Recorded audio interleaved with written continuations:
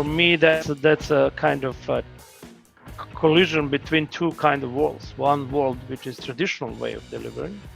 I mean, you have a team lead who is responsible for all team, managing all the work of the team, being responsible for everything. And that usually works when you have functionally oriented teams with a similar skill set. Yeah? Having a functionally oriented teams had so many challenges: integration, synchronization, alignment, prioritization, and etc., etc.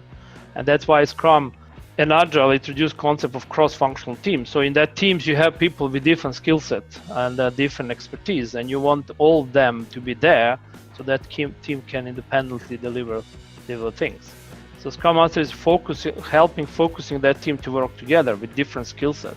So you can how to help each other, how to support each other, how to communicate properly, how to focus on the quality, how to have better requirements, how to reduce cycle time or time which takes you to deliver certain things, how to remove impediments and waste.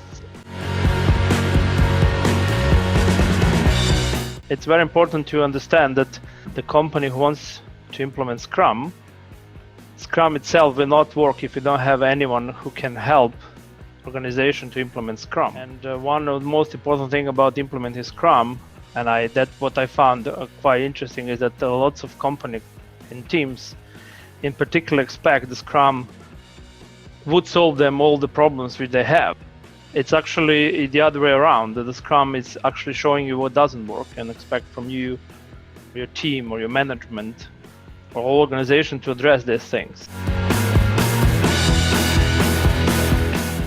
You should really try to teach your team to take ownership and responsibility for many, many things.